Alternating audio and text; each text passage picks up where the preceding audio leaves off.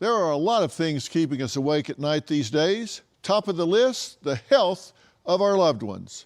So it's only fitting that Sambrosa Night Syrups has stepped up to sponsor tonight's Dr. Phil Primetime Special, RFK Jr., the first 100 days. From day one, Sambrosa has been a massive supporter of the Make America Healthy Again movement.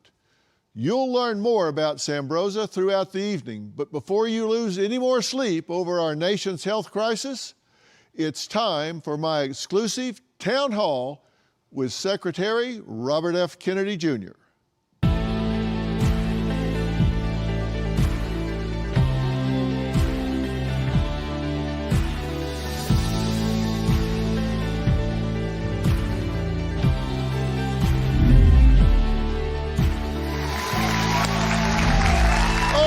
Thank you very much. Thank you very much. Thank you.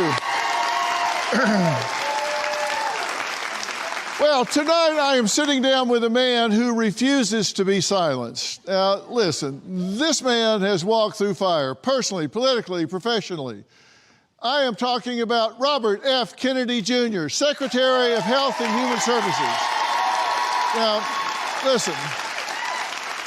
He has long been a voice of dissent and a fearless challenger of norms and a relentless advocate for what he believes is right. From addressing the rise in chronic disease to reevaluating nutritional standards, his journey has been anything but conventional. He's faced criticism and controversy, yet remains steadfast in his mission to make America healthy again. Now, tonight, a candid, no-holds-barred conversation about the first 100 days of this administration. And this isn't just about me talking to Secretary Kennedy, it's about him engaging with all of you here. This is your town hall, and I'm bringing your questions, your concerns into the conversation. But without further ado, everyone, please welcome my good friend, Robert F. Kennedy, Jr.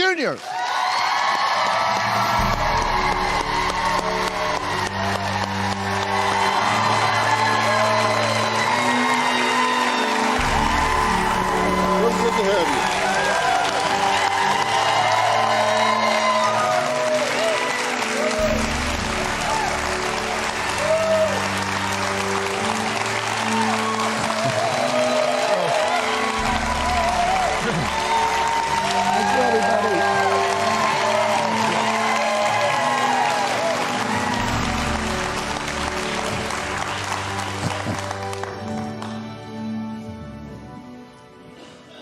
Well, what am I, chopped liver?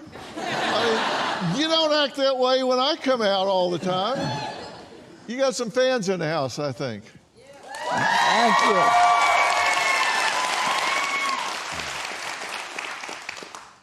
Listen, thank you for being here. It's good to see you again. We haven't seen each other for at least weeks. So you've been really busy. I have been, and thank you for all your support during the campaign, and ever since. You've really, I think, done more than any other media figure in helping to tell people about the movement and to encourage people and to drive it. Well, I'm a strong believer in what you're doing, and people ask me about that, and they ask me what you're really like, and they say, does he believe everything that he says? Is he as committed as he says, or is this all political rhetoric? And I can honestly tell people, having gotten to know you and spent the time that we have together, that not one bit of it is political rhetoric. It would be so much easier on you if you were talking politics, but these are things that you are seriously committed to and have been for a long, long time.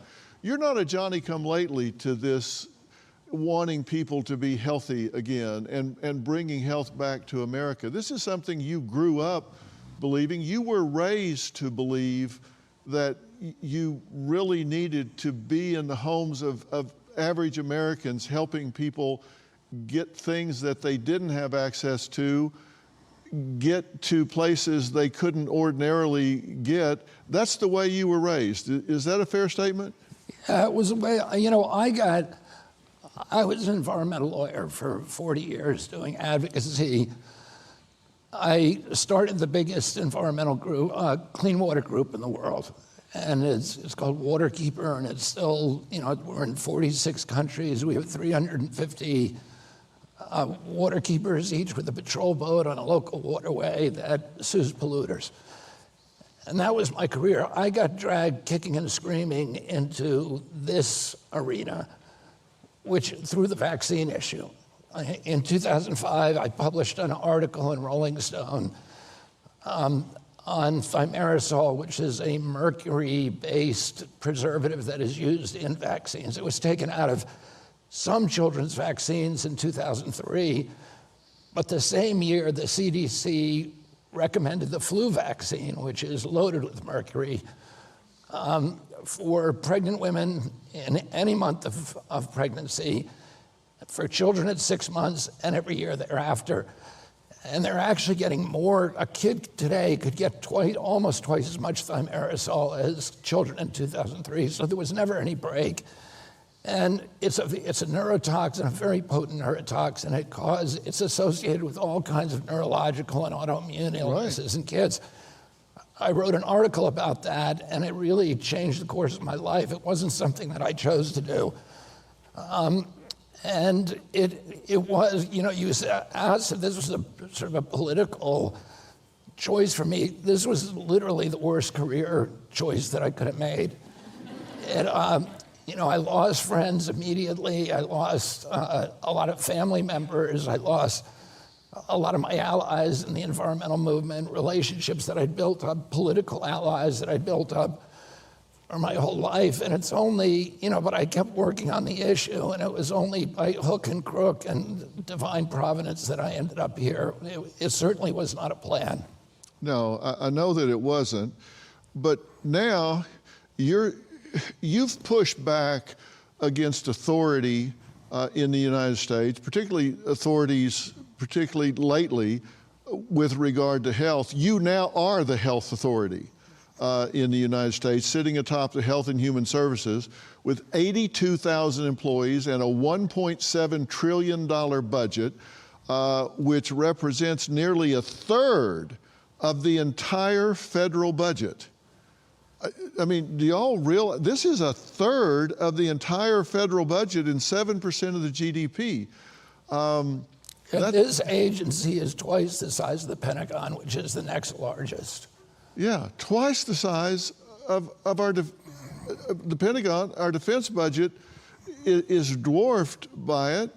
And this is something that is so staggering to me because we have the highest healthcare cost and the poorest healthcare delivery of the other 37 developed nations that it's compared to. You intend to change that. We spend 2 to 3 times what any other country in the world spends on healthcare, and we have the worst outcomes. We're literally the sickest people in the world. We have the highest chronic disease burden of any country in the world. During COVID, we had the highest death rate from COVID of any country in the world. So we had 16% of the COVID deaths in the United States, and we only have 4.2% of the world's population. And so it's a mystery why people are getting awards and kudos and applause for managing COVID in this country, because we literally did worse than any country in the world. Now, if you ask CDC, you know, why did we do so poorly? They say, well, it's not our fault. It's because Americans are so sick, which, by the way, is their fault. But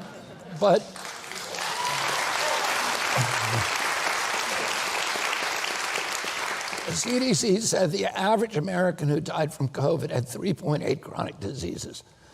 And so they had obesity or diabetes or asthma, and then one other thing, or some other combination of chronic disease, and that's really what killed them. These were people who were so sick that they were basically hanging from a cliff. And COVID came along and stamped on their fingers and dropped them off. But they were already living lives that were burdened by sickness. And what we need to do as a country, you know, we're really, if you look at the data today, the fertility of our kids is down. A teenager today has half the testosterone of a 64 or 68-year-old man. We have they have half the sperm counts of an older man. Our girls are hitting puberty 6 years early, earlier than historic levels. They're hitting puberty between 10 and 13 years old. And these are all, and the infertility is now going up in women and men. We have 74% of our kids cannot qualify for military service, so this is a national security issue. And we're spending, you know, I met with the health minister of Indonesia this week, and he said in his country they spend $3,300 a year per patient, and they have a lifespan, an average lifespan of 84 years old. We spend $12,000 a year per patient, per capita, and we have a lifespan of 79. We used to have the same lifespan as they did in Europe, but the Europeans have now moved 6 years ahead of us, and we've stayed stagnant. So we're spending 4 times as much, and our life expectancy is going down. Something's wrong. I mean, clearly something's wrong. And the chronic disease among children has gone up. We're spending our insurance dollars, our health care cost in hospitals is basically managing chronic disease at this point. It's not for acute care. About 95% of healthcare costs are for chronic disease. When my uncle was president, 3% of Americans had chronic disease. Today, it's 60% do. When my uncle was president, and I was a 10-year-old boy, we spent 0 on chronic disease in this country. The first pill that people were supposed to take kind of on a regular basis was the pill. But you know, we didn't even have treatments back then. But now, it's 95% of what we're spending on health care is going to treat chronic disease. So it's destroying our economy. Healthcare costs rise every year by 2% greater than the economy is growing. So this is existential. We cannot keep this up. You know, I talked to the biggest furniture manufacturer in Wisconsin the other day, and we were talking about the tariffs and whether those were going to help him bring manufacturing home. And he said, I don't care how high they raise the tariffs. I cannot manufacture in this country because of the healthcare costs. The healthcare costs that I spend on a single worker, I can pay the entire salary of a Vietnamese worker. Yeah. So I can't move it back here. So it's crippling our business, it's crippling our country, and we've got to figure out a way to reverse this trend. Yeah, and let's talk about this. You talk about the chronic disease in children, and one of the things you've come up with is a list of the root causes. And I've made a graphic of it up here, so I've given you a big prompter you can use up here. The potential root causes of childhood chronic disease epidemic. And these are the things that you're putting on the list of things to work on, right? You're talking about diet, absorption of toxic materials, medical treatments, lifestyle, environmental factors, government policies, food production techniques, electromagnetic radiation, and corporate influence, and cronyism. Talk about some of these things that this is where this is all coming from. This is a hit list of things that need to be addressed. And this is on your to-do list. Yeah, on February 14th, President Trump signed an executive order that is called the MAHA order to create a commission, a MAHA commission, and these are the metrics that we are now studying. So we have 100 days to put out a report, and then another 60 days after that to put out a list of deliverables about what we're going to do to end it. And, I would say the top concern is the diet. We have 10,000 ingredients in our food, and in Europe they only have 400. Most of the stuff we put in our food is banned in Europe. Oh, that is a crazy, that's a crazy ratio. And, if you, for example, food dyes, which we've announced now, we're going to get rid of all the food dyes within 2 years.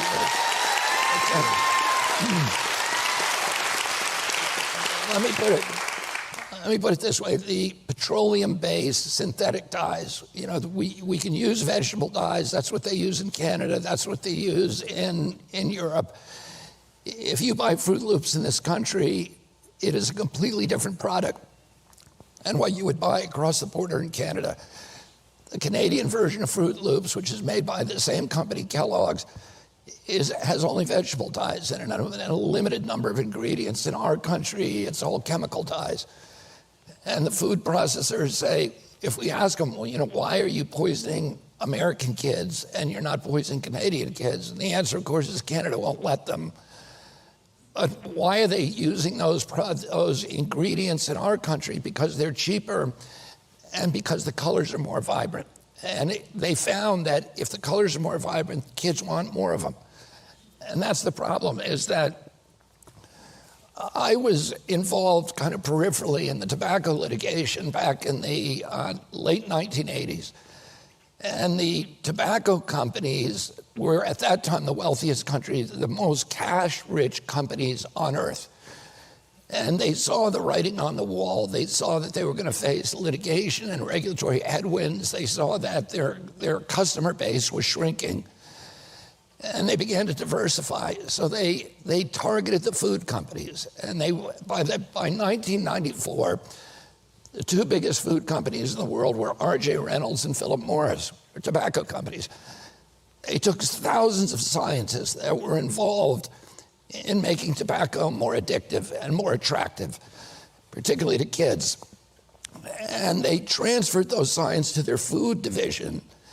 And those scientists went into the lab and began creating ingredients and identifying ingredients that make food addictive. So putting in loads of sugar, which is addictive, and sodium, and then developing these ingredients that mimic natural flavors.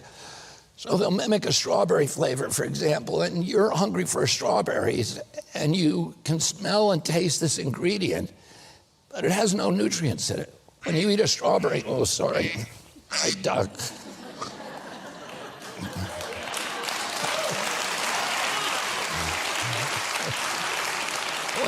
Sorry about that. When you eat a strawberry, I'm not taking that out, by the way. It's staying in. The quack and duck is staying in. When you eat a strawberry, you're getting nutrients in that strawberry. When you eat that strawberry flavor, you're not getting any nutrients, and your body recognizes you're not getting nutrients, so it's craving more and more of it. So you have an impulse to eat without ever getting satiated. So you stuff yourself with food trying to get the nutrients, but they never come. Yeah, and what you're getting in that food is making you sick. And it's like an itch you can't scratch. And, like this is a picture of European Fruit Loops and our Fruit Loops. Is the camera getting this? And ours are a lot brighter. And what's making them brighter are petrol-based dyes, right? Right, and another thing they did was these scientists realized that your brain actually measures the number of times you chew to tell your stomach when it's full. It's one of the many metrics that your brain uses to tell when you're full. And so they began adding softeners to our food and make it so you don't have to chew so much. You can inhale a Twinkie. And your brain is telling your body, oh, you haven't eaten anything yet because you only chewed 2 or 3 times.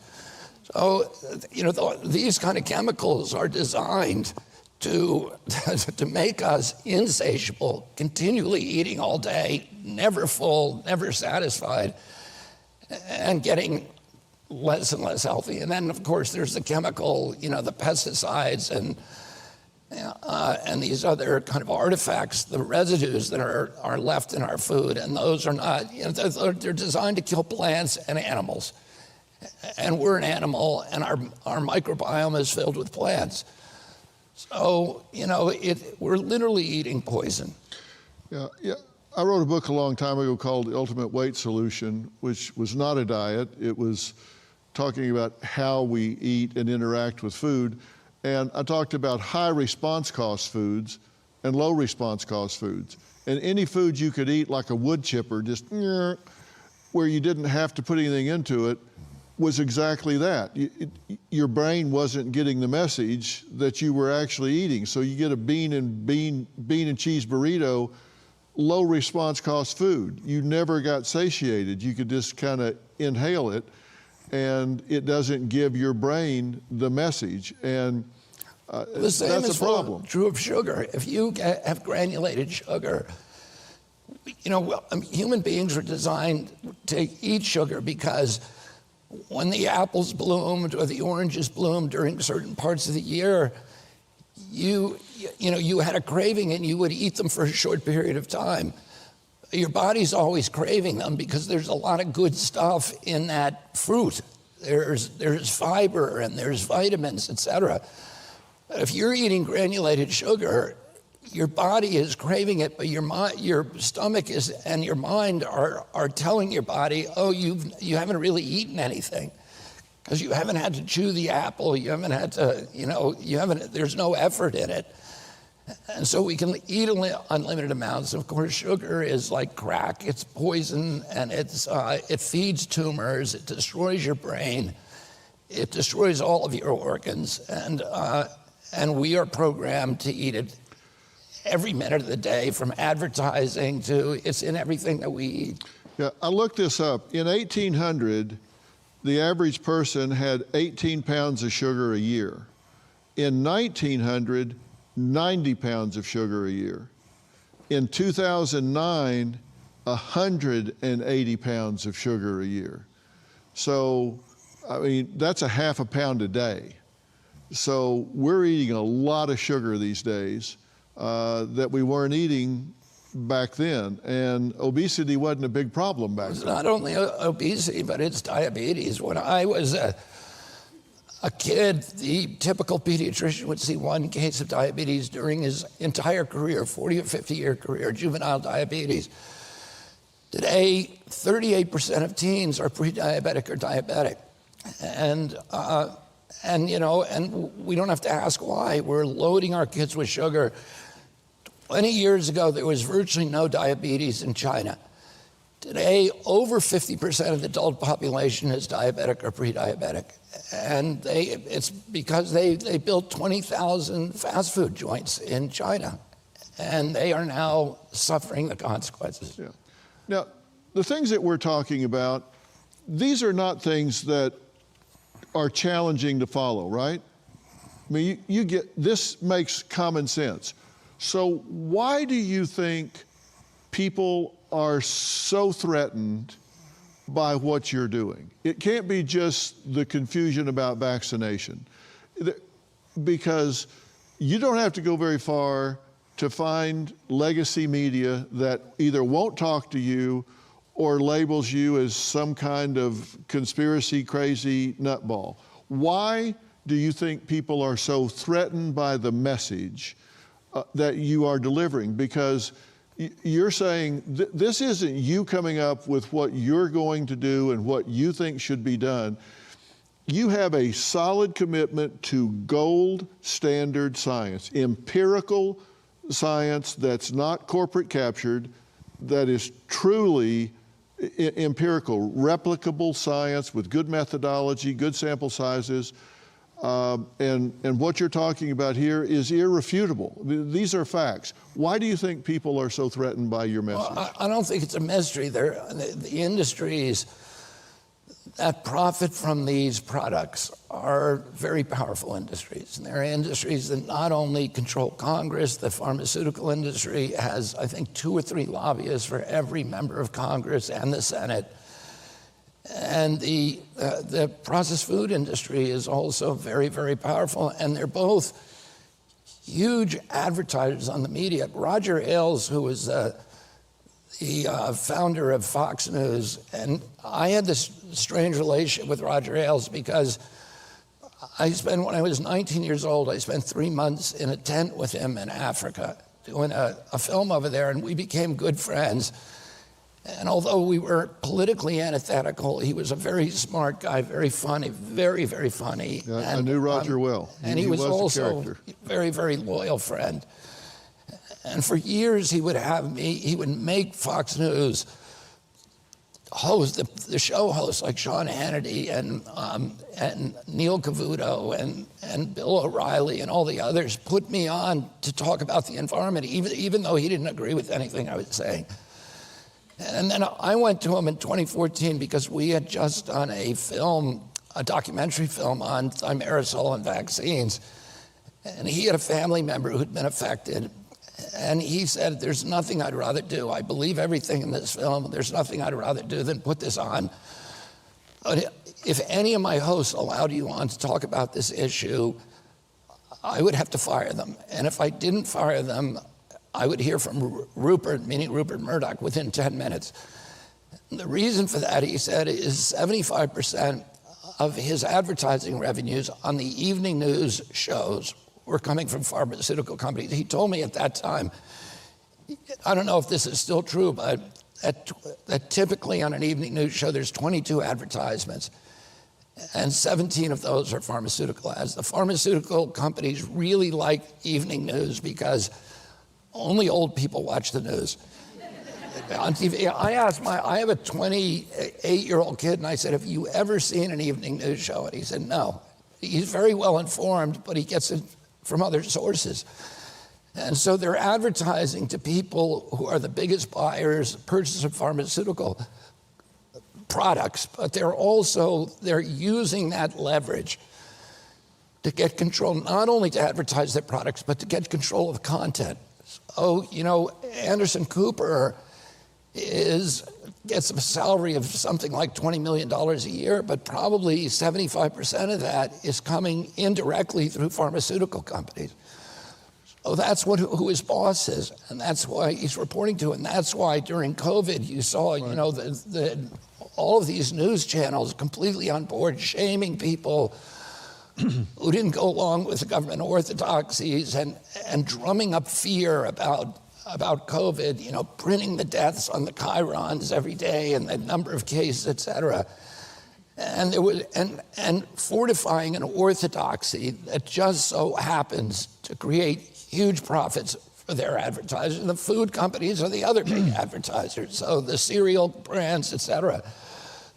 So they have tremendous power over the media, and that's one of the reasons I think that I get such blowback. Has it been worse than you expected since you have taken over? Has the pushback, the character assassination, the twisting of words, the taking out of context, has all that been worse than you thought, or has it been about what you expected? I mean, I'm pretty used to it because I've been doing it for 20 years. And it was always, I've been censored for 20 years. So, and during COVID, I was surprised because they removed me from Instagram. And they said it was because I was passing misinformation. But they could not, when I challenged Instagram on it, they could not point to one post that I'd ever made that had any misinformation in it.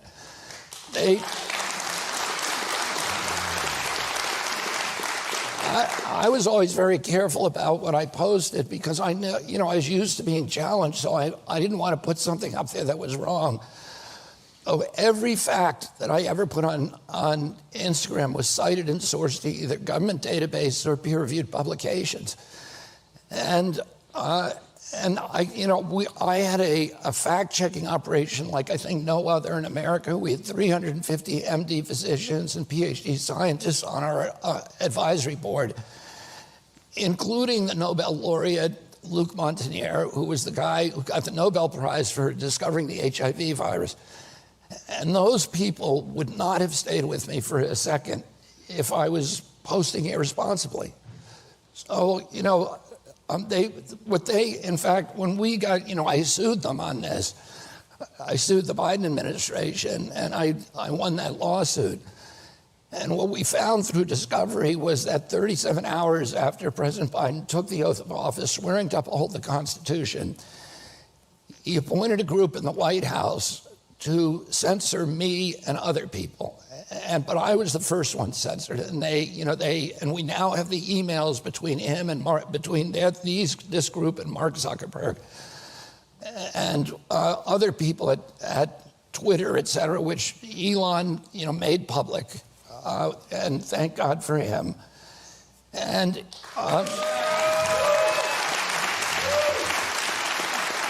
I don't think we'd have free speech in this country if it wasn't for Elon Musk, because he opened up Twitter and he allowed people to see what was actually happening. And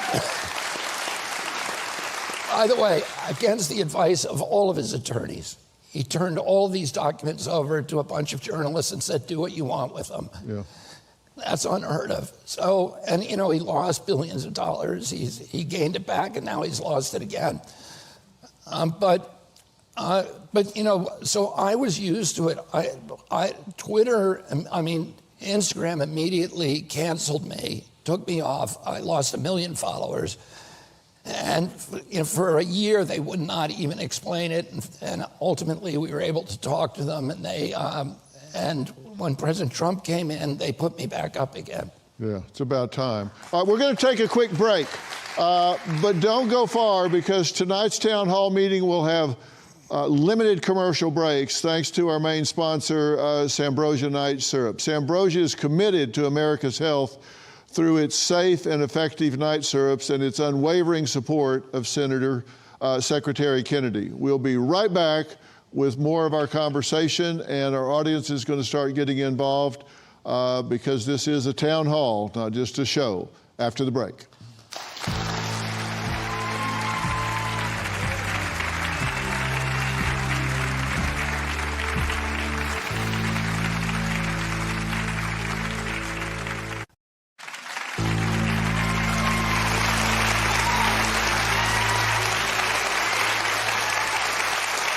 Welcome back to our special town hall tonight. RFK Jr., the first 100 days. Robert Kennedy Jr. is the Secretary of Health and Human Services.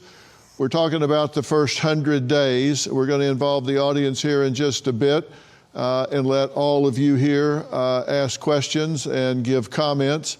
There's been a lot of conversation recently about whether to get vaccinated in general. At the same time, we have a measles outbreak.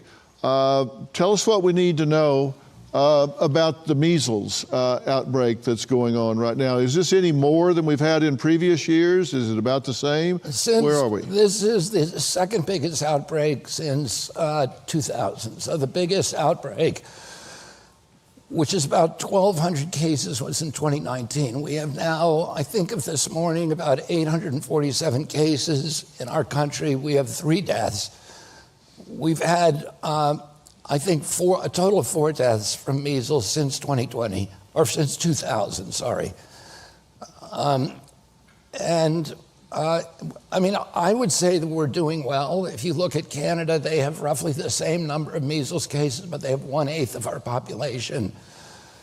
Europe has 10 times the amount of measles cases that we have. They've got about 7,000.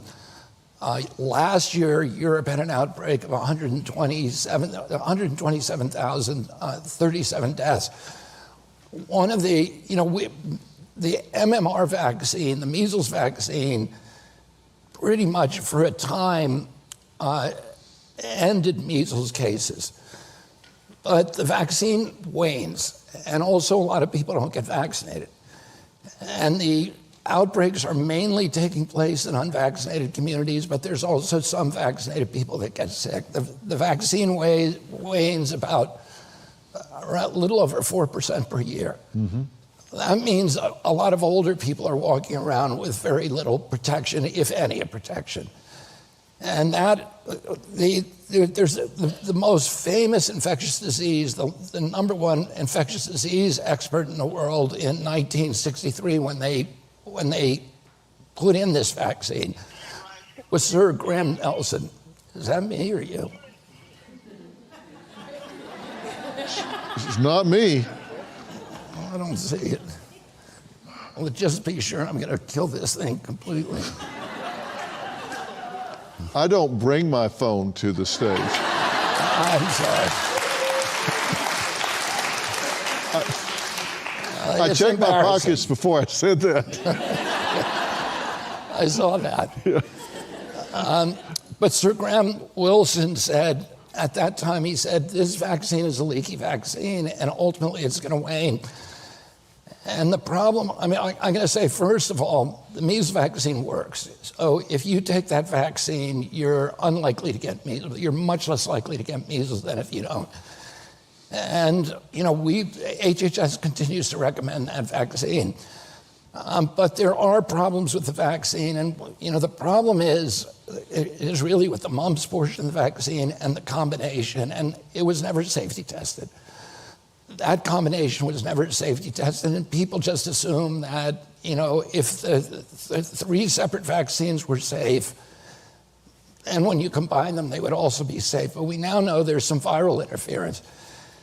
And the combination vaccines seem to be linked to a lot of adverse events that they were not getting from the separate vaccine. So. Yeah. The mumps part of the vaccine has never worked. It was actually Merck, which made the vaccine, was sued recently in a whistleblower case by the lab technician who was ordered to commit fraud. His name is John Kraling. And that case was thrown out on a technicality, but we learned a lot about that vaccine that is disturbing. And what we're seeing is we're seeing a lot of mumps cases in older people, which would be a paradoxical effect of the vaccine because the childhood mumps is usually a benign disease. And if you get it when you're older, it can cause sterility and a lot of other adverse events. So we are now, for the first time, nobody's ever looked at the safety science on these before. But do you recommend people take the MMR vaccine? We are recommending that at this point, but we're also doing studies on it. Okay, you're checking it out, but for the meantime, you tell people... What we're saying is, if you want to avoid measles, and if you want to avoid spreading measles, the best thing you can do is take that vaccine. All right, and you are reforming the current vaccine adverse event reporting system. So what you're saying is, your position on vaccines is, look, there hasn't been good tracking of adverse effects. Let's just check it out and see what the adverse effects of these vaccines really are and report those so people can make an informed decision. Exactly. And the problem is that vaccines are the only medicine or medical product that is exempt from pre-licensing safety testing. So the only vaccine that was ever safety tested in a clinical trial against a placebo was the COVID vaccine. None of the others have any kind of long-term testing or even any testing. The Gardasil had a very, very small placebo group. None of the others were ever tested against placebo, so we have no idea what the risk profile for these products are. And then, you know, what HHS has told people for years and CDC is, well, don't worry, we don't have to safety test them at the outset because we'll have a surveillance system and we'll be able to tell right away if people are getting sick. As it turns out, that was not true. They have two systems. One is called VAERS, which is the Vaccine Adverse Event Reporting System. There's a voluntary system, so if you get sick, you or your doctor can report it. But there's a lot of incentives not to report it. And as a result of that, CDC did a study on that system in 2010. The study is called the Lazarus study, which you can look up. And that study found that the system was capturing fewer than 1% of vaccine injuries.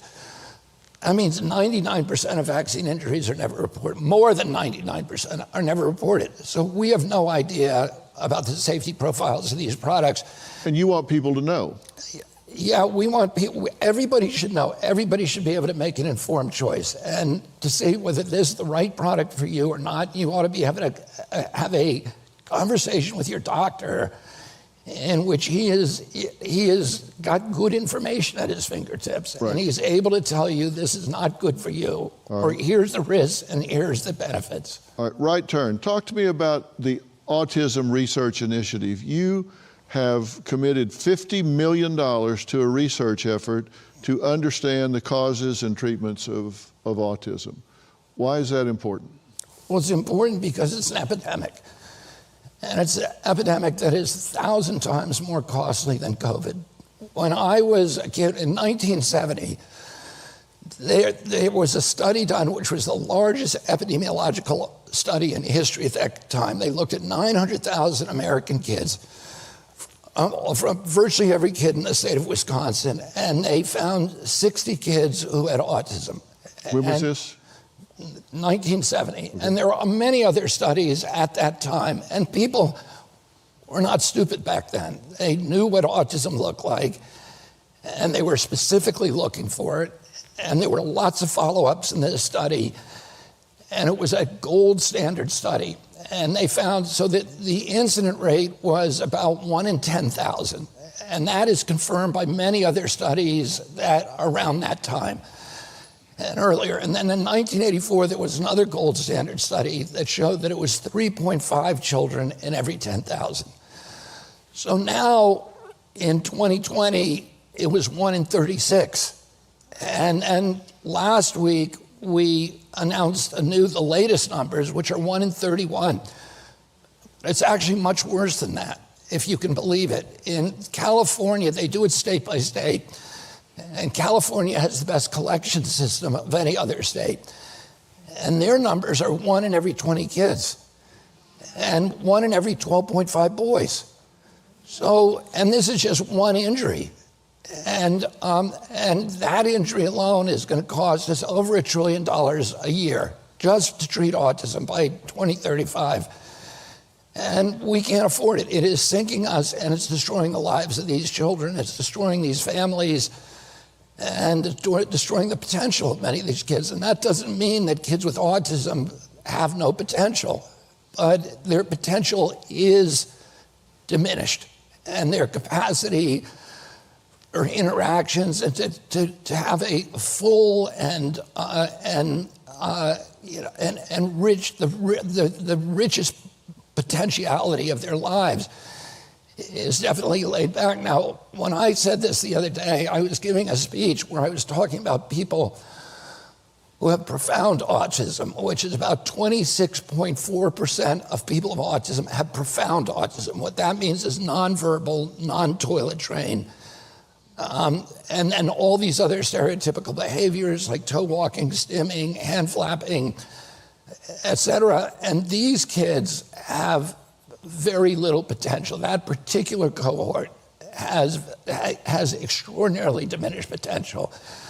And, you know, when I was talking about that cohort, my speech was clipped and put out there saying that with Elizabeth Warren giving a speech about me on the Senate floor saying I had condemned everybody with autism in this country to, never throwing a baseball and never writing a poem, et cetera. But I was talking about this one cohort.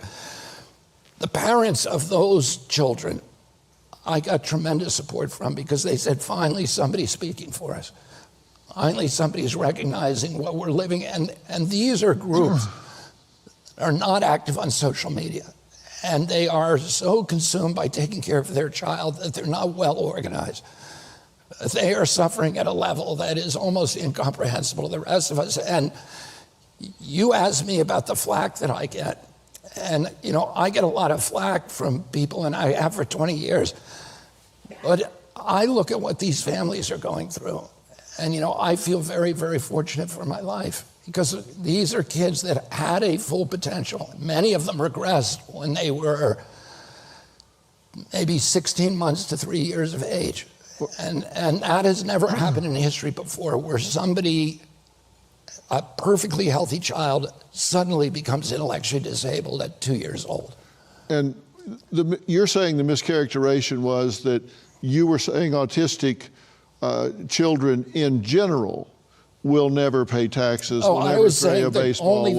I was only speaking of those with profound autism, which is nonverbal, non-toilet trained. Yeah, which is a subset, a specific cohort within that population. And it's about 26 now. It used to be lower. But that group with severe intellectual disabilities is actually growing within the percentage of people diagnosed with autism. And you're spending money and making commitments to researchers to try and figure out causes and treatments of this. So why would someone, if we really want to help this population, if we really want to bring them, this population, diagnostic tools, treatment tools, coping strategies for the children and the families, why would someone want to sabotage those efforts? Yeah, I mean, that's incomprehensible to me, but it's a tribal political issue now. So, that's the way our lives work. But it's not just looking for treatment, which we are doing, but it's also finding out what's causing it. This is an epidemic, and it is clearly an epidemic, and it's happening. And epidemics are not caused by genes. Genes can provide a vulnerability, but you need an environmental exposure. And we need to identify what that exposure is. What is doing this to our kids? And it's probably an accumulation.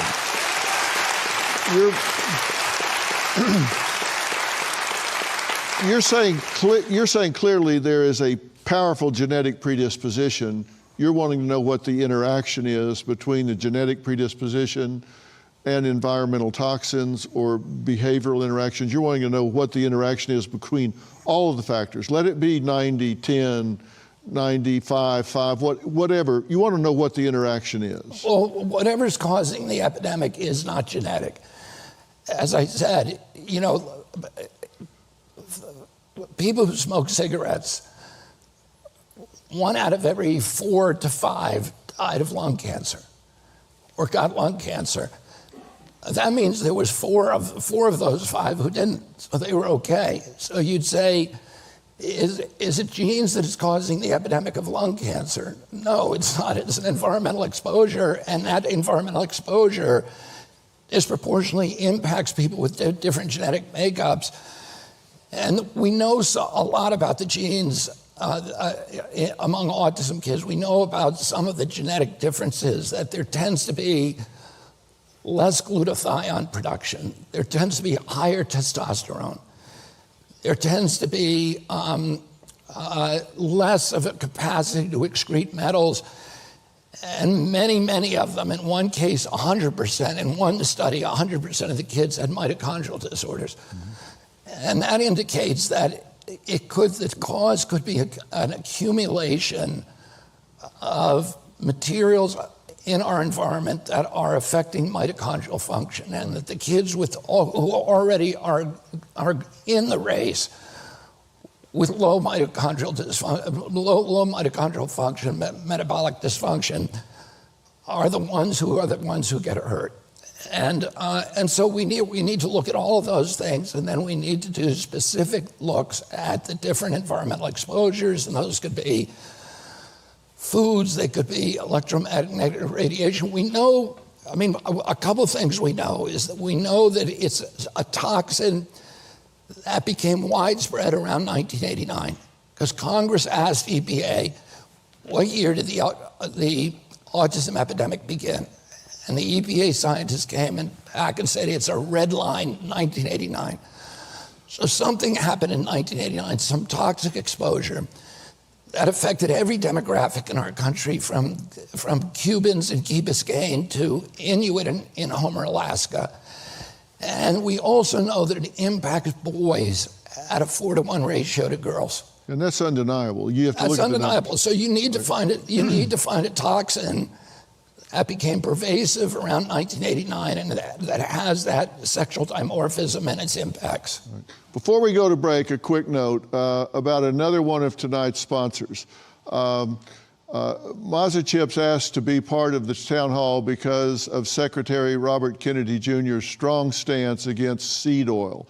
Mazza Chips are free of seed oils and are the first tortilla chip made with organic corn and grass-fed beef tallow. Now, there's something to think about. Now, I know a lot of you are excited to ask Secretary Kennedy some questions, so when we come back, we're coming to you, and we will be right back.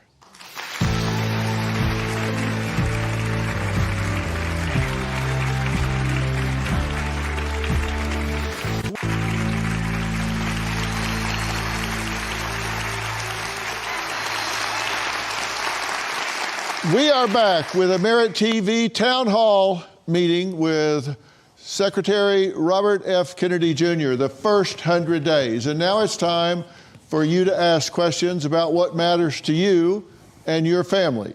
So who's first? Raise your hand. We'll bring you a microphone. Stand up in the fourth row. Yes, you, the one with your hand up. There you go. Say your first name only and state your question or comment. Go. I'm Kendall. And my question is, could you explain the process? I saw the movie Vaxxed, where kids would regress into autism after their 2-year MMR shot. Can you explain the process from the ingredients in the MMR to when it goes in your arm to the encephalitis brain inflammation and how it actually causes autism? Can you just kind of explain it in a way that everyone can understand? Well, right now, we're in the process of researching all those questions. And that's something because it's so often reported by parents and physicians that that chain of events where somebody goes in for their 16-month or wellness visit, and they get the MMR and maybe a number of other vaccines at the same time, and many of the parents have reported that their child developed autism immediately after the vaccine. So, okay. And that's something that we're looking at right now. Unfortunately, the problem is that those kind of studies that should have been done on that question a long time ago were never done. Instead, there was a series of epidemiological studies that were created by I would say, captured researchers at CDC, mainly people who work for the pharmaceutical industry. And they produce very bad studies. And none of those studies did the one thing that you would want to do in an epidemiological study, which is study outcomes in an unvaccinated group and health outcomes in a vaccinated group. And no study like that was done by any government agency. And it was deliberate that it wasn't done. But that's one of the things that you're studying now and with gold standard science. We are now, and we're doing gold standard science, which means replication, as you pointed out. At this point, there's no program at NIH that requires replication. We've changed that. So we're going to put about 20% of our budget into replicating studies. And that's Do you know what we mean by replication? That means one independent group does a study and they get a result. Then somebody that's totally independent of them has to do exactly the same study with the same parameters and come up with the same result. And the same data sets. Yeah, the same data sets, or it doesn't count. All right, where's Cheryl? 257, Cheryl? Cheryl? Uh-huh.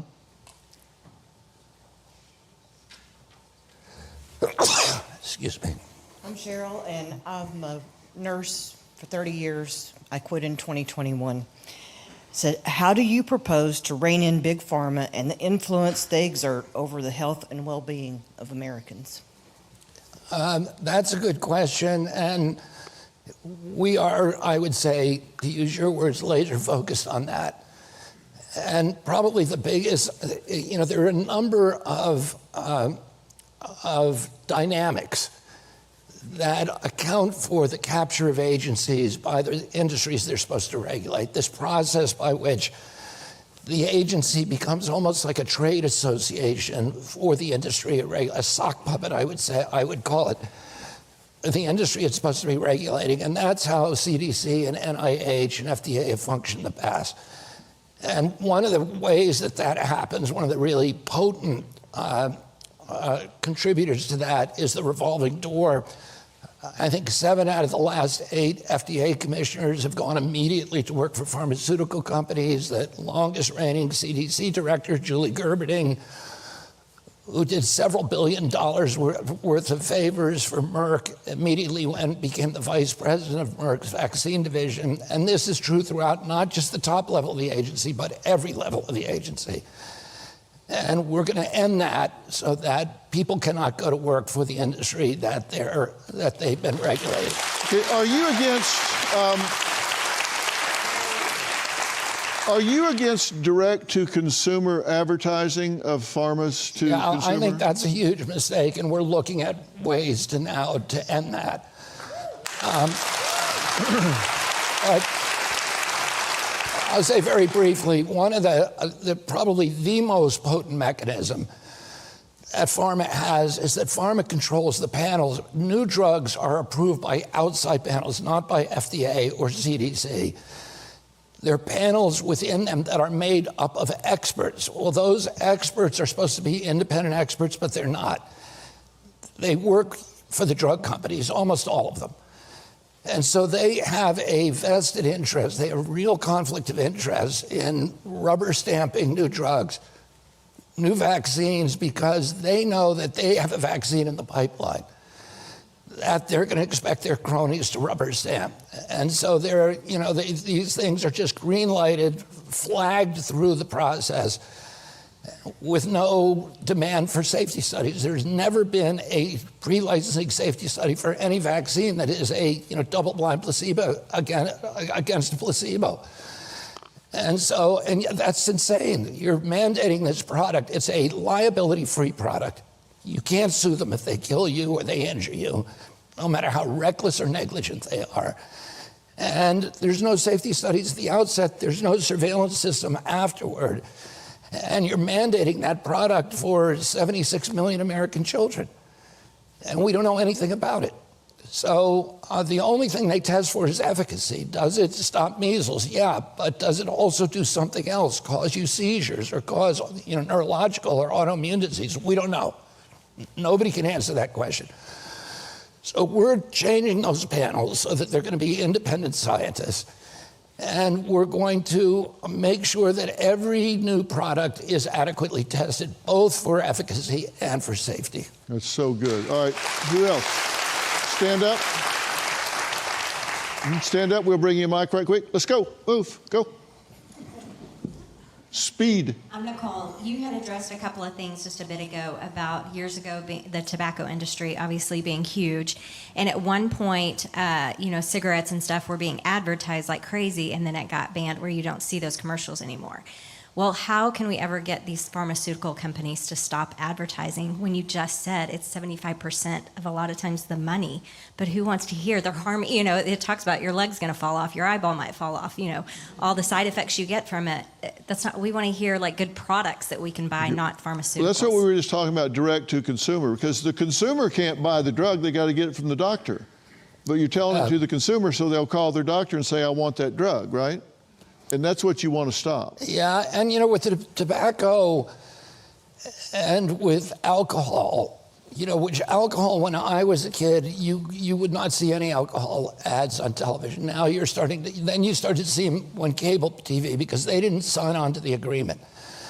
And it was a voluntary agreement under threat that they were going to mandate it.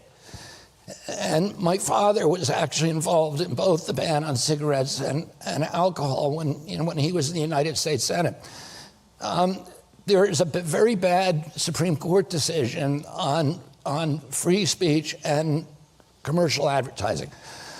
Free speech under the Constitution is political speech, and there are many cases that said it doesn't apply to political advertising, that you can do some regulation of political or commercial advertising. At the Supreme Court decision, when the last Trump administration tried to change the drug ads to make them report the price of the drug, the Supreme Court said they can't do that. Now, we think we have other arguments. And one of those arguments, pharmaceutical ads are different than any other ads. Number one, they are advertising a product that the taxpayer is going to have to pay for. If you advertise cigarettes or beer, you're buying it yourself, and you're making that choice.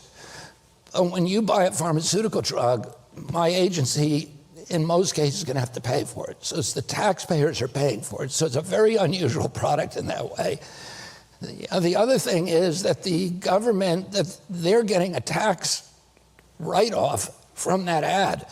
So the taxpayers are paying for the ad, and then the person who gets that product is billing the government for it. And so it's a very different, we think it's sui generis, that it has arguments that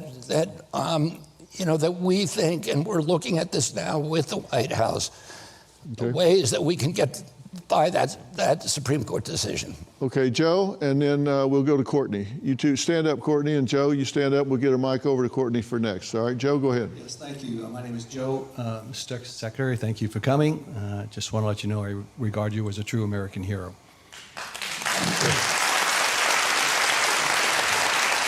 So my question is, Marty McCary, your recently appointed director of the FDA, recently said that he was looking at removing the COVID-19 shot from the CDC vaccine schedule for infants. I believe he said that last week, and I'm interested in your opinion and if any other changes should be made in the CDC schedule.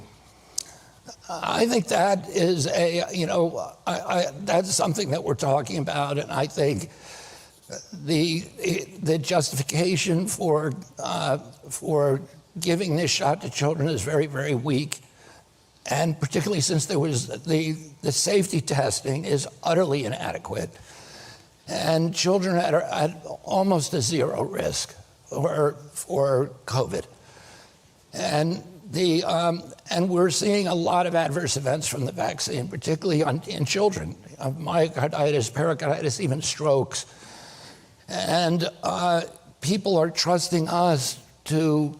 American people are trusting us to make a good risk-benefit judgment when we recommend these products, and we need to go back and look at that recommendation. We're doing that right now. Okay, Courtney? My name is Courtney. First of all, Secretary Kennedy, thank you so much for tackling food dyes. My question is, what do you plan to tackle next, and is there also a plan to tackle PFASs, otherwise known as forever chemicals? PFASs are a class of forever chemicals, and I'm very interested in them. I brought the first case against PFASs. I was part of the legal team on the case on the case they made a movie about, Mark Ruffalo movie called Dark Waters. And then many of the riverkeepers and waterkeepers, particularly Tennessee riverkeeper, have been deeply involved in litigating on this issue, so I've been deeply involved in it. And it's now ubiquitous. They're in everything. They're in our water, they're in our food, and they're in our cooking utensils. And particularly pans that have a protective coating on them. Those are not good things to be using. And unfortunately, the ubiquitous use of them is regulated not by my agency, but by another agency, and by EPA, and I'm working with Lee Zeldin on this issue to figure out ways that we can get these companies to transition. One of the problems with PFASs and PFOAs and that class of chemicals is that when you ban one of them, the company simply changes the formula. They remove one molecule and replace it with another, and then they have a new chemical. And the new chemicals are not banned. So in the past it's been hard for the regulatory agencies to deal with it, but we're looking at that, and it's a big priority for me. Okay, I have my hand up. I saw a report of a video recently where you were talking to Bill Maher, who's a friend of mine. And in this video, you said, quote, "Kids are gayer than ever, and they're fat, repulsively fat." Do you remember saying that? No. But it was a video. Well, we had a video of you saying that. That's something, those are words that I never used. Yeah, that was AI generated, correct? I didn't see it, but it would have been, I would never say something like that. Of course not. But I wanted to bring that up because this is a dangerous time with AI generated videos that people can see. There are hundreds of videos out there that I have seen of having me saying, ridiculous things. Yeah, me too. Yeah. And some of them are real. Yeah. Yeah. Thanks for pointing that out. But I mean, really, people need to understand that just because you see it in this day and time does not, it's like You go, believe me or your lying eyes. Well, they are lying eyes because people are generating very real looking videos, and you would never say anything like that. No. That's not in your vocabulary. That's just not you. And I wanted to bring that up just in case people had seen that and wondered, why would he say that? He didn't say that. You didn't say anything like that. It wasn't even part of the conversation. And I wanted to point that out. Well, thank you. All right, we needed to take a quick break. When we come back, more with Robert F. Kennedy Jr.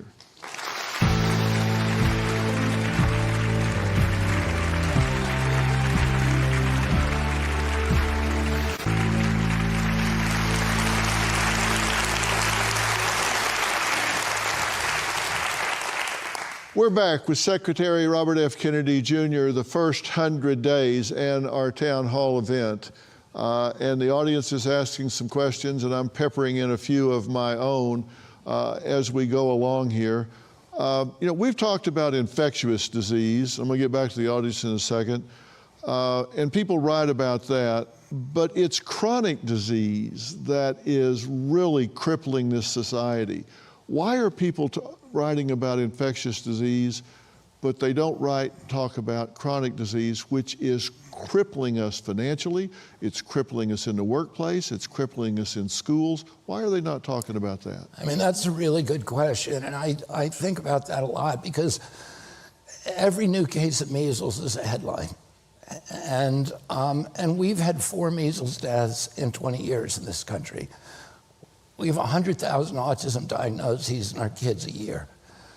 We have 230 million Americans who are diabetic and pre-diabetic, and this was unknown when I was a kid.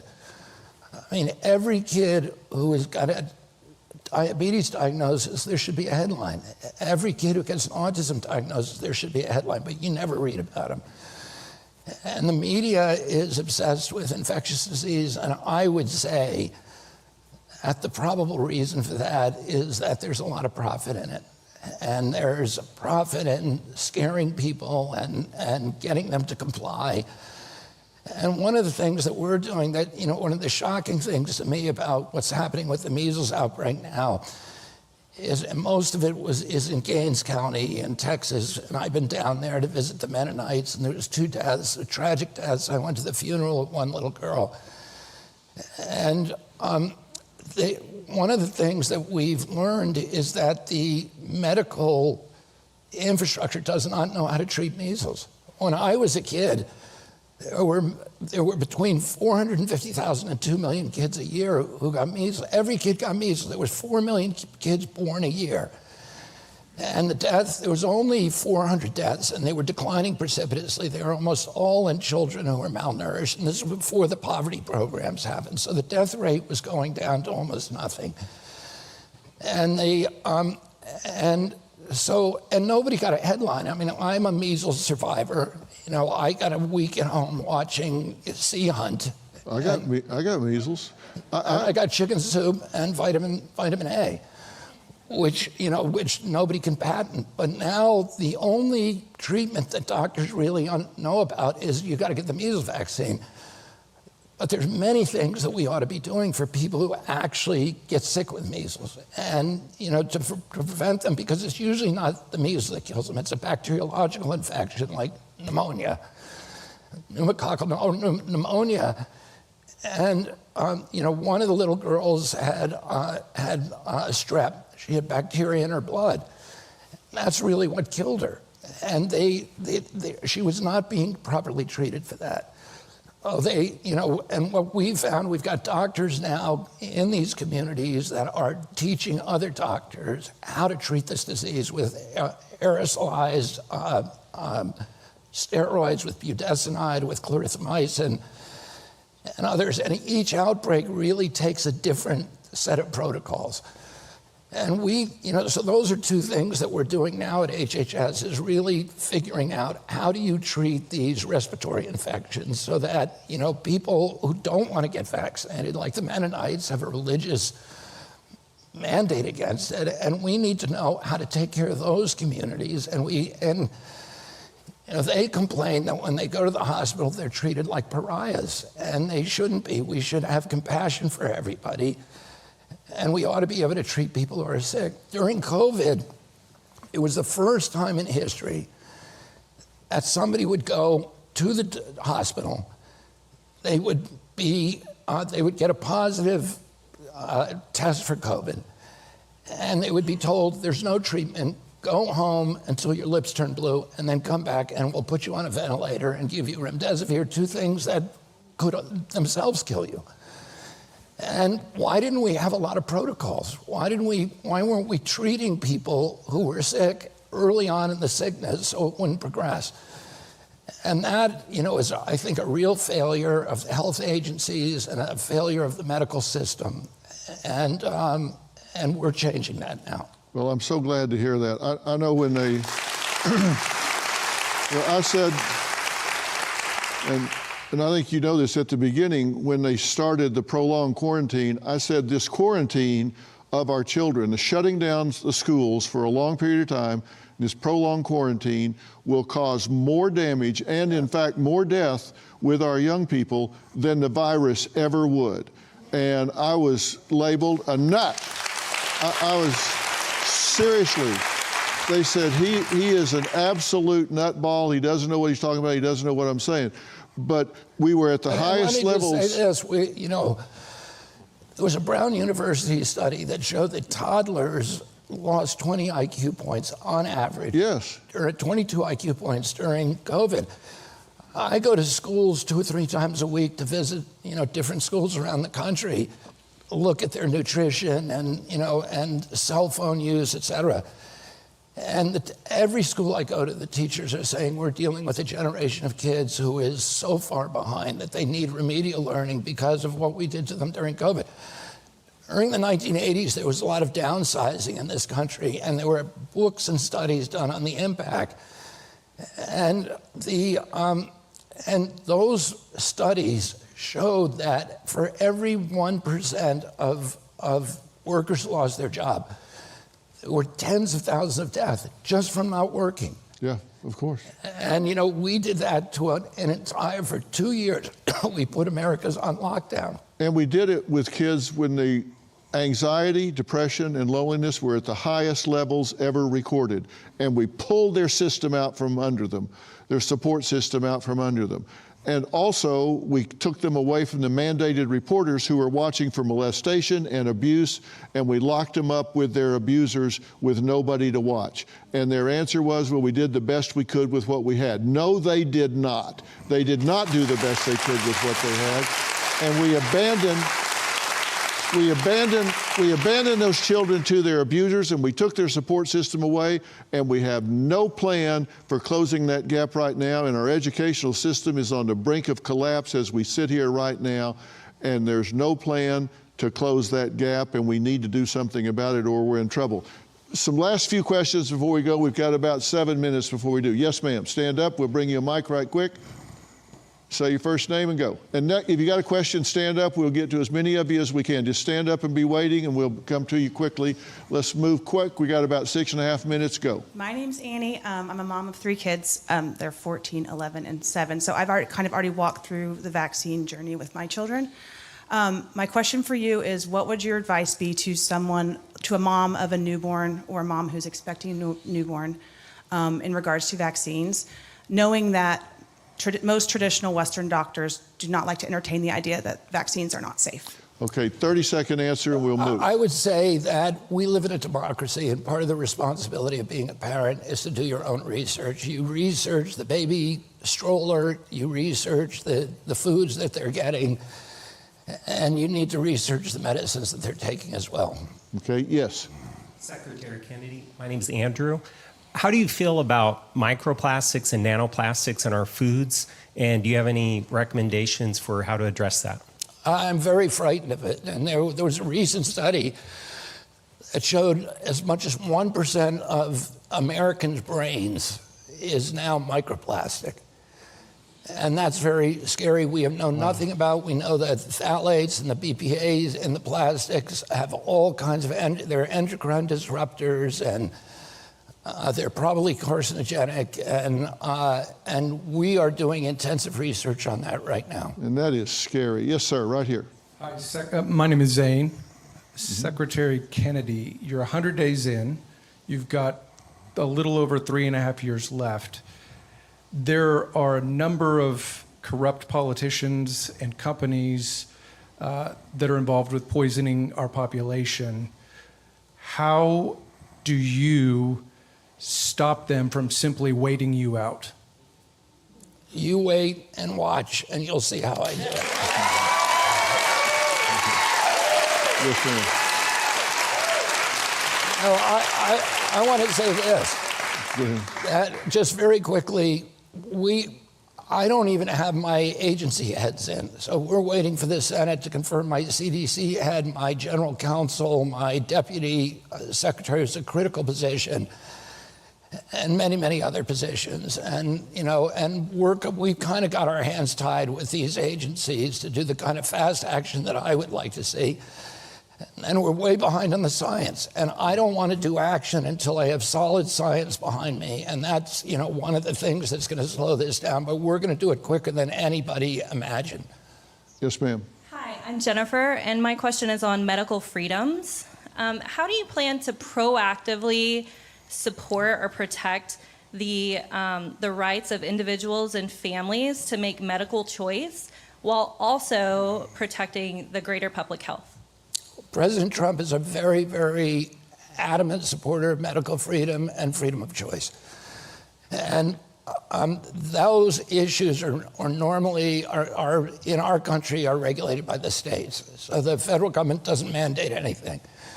The recommendations are turned into mandates in the individual states. The main function that I can serve is to get really good information out about the risks and benefits of these products so that maybe the states can go back and say, we're going to, allow more medical freedom. Yes, ma'am. Senator Kennedy, my name is Emily, and my biggest concern is the stratospheric aerosol injections that are continuously peppered on us every day. Bromium, aluminum, strontium, it's sprayed in our skies all day long. And I know you've talked to Dane Wigington about this. He seems to be one of the experts in the field. Is there a question? Yes. How do we stop it?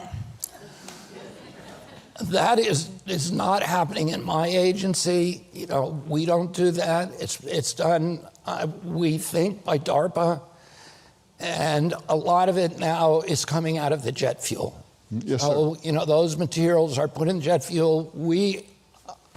I'm going to do everything in my power to stop it. We're bringing on somebody who's going to think only about that, find out who's doing it, and holding them accountable. Yes, sir.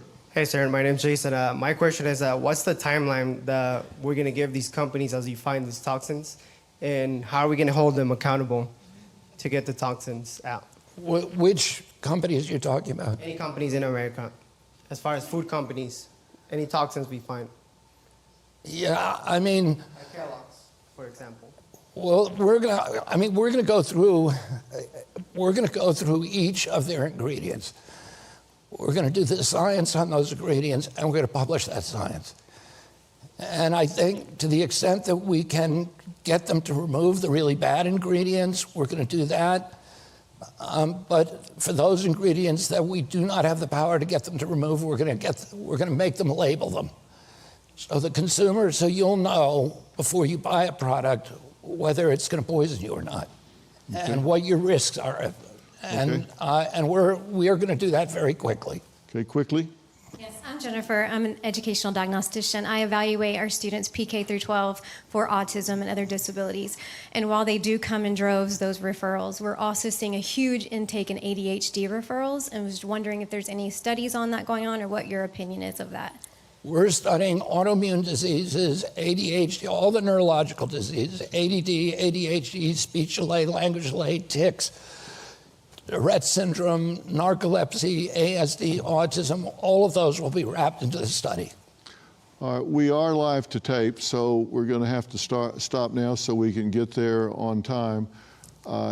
If you had a number one priority that is top of your list right now, what would it be with 30 seconds left before we go off air? I mean, getting the bad ingredients out of food, making sure the vaccines are safe, making sure baby formula is safe and is available, And I would say those are three of my top priorities. Okay. That's good.